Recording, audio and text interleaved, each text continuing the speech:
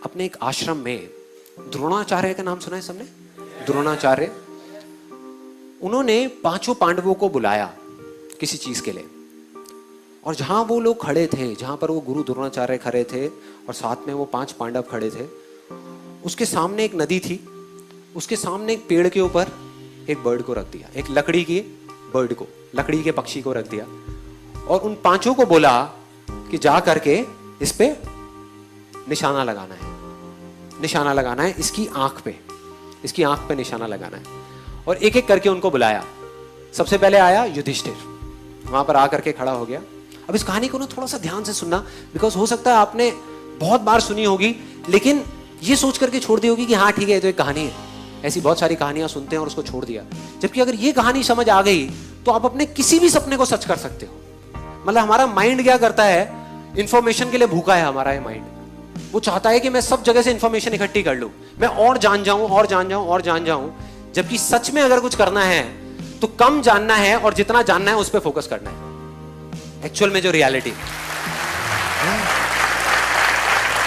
हम सिर्फ जानने के लिए भाग रहे हैं कि और 4-5 वीडियोस देख लूं और कुछ देख लूं और 10-15 बुक्स पढ़ लूं और गूगल पे कुछ सर्चिंग कर लूं और कुछ जान जाऊं। जितना जानते जाओगे उतना ही कंफ्यूज होते चले जाओगे। तो इस कहानी को ध्यान से समझना। सबसे पहले युधिष्ठिर आया, आ करके वो निशाना लगाने लगा। तो गुरु द्रोणाचार्य ने उनसे पूछा कि तुम्हें क्या दिख रहा है? कहता मुझे सब कुछ दिख रहा है। कहते और क्या दिख रहा है? कहते और मुझे आसमान दिख रहा है, पेड़ दिख रहा है, पत्ते दिख रहे हैं, टहनियां दिख रही है, नदी दिख रही है, बादल दिख रहे हैं, सब कुछ दिख रहा है। कहते बहुत अच्छी बात है, जाके साइड में खड़े हो जाओ। उनको शांति से साइड में खड़ा कर दिया। उसके बाद में भीम आया। भीम से भी दोबारा से यही सवाल पूछा कि तुम्हें क्या क्या दिख रहा है? उसने भी अपनी पूरी लिस्ट बता दी, मुझे ये दिख रहा है, मुझे वो दिख रहा है, सब कुछ दिख रहा है। फाइनली अर्जुन आया। अर्जुन से पूछा तुम्हें क्या दिख रहा है? अब उनमें और अर्जुन में हल्का सा फर्क यह था कि अर्जुन की बॉडी में कुछ भी मूवमेंट नहीं हुई, मतलब पलक तक नहीं झपकाई, और ऐसे जाकर के वो खड़ा हो गया अर्जुन। और उससे पूछा गुरु द्रोणाचार्य ने कि तुम्हें क्या दिख रहा है?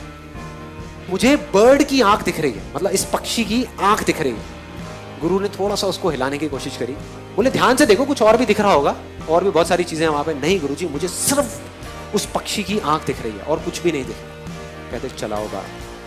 उसने बाण चलाया और सीधा जा करके उस पक्षी की आंख। ऐसा क्यों?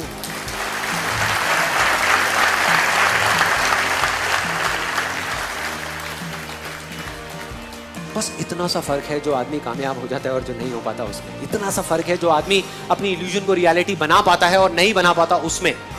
फोकस का।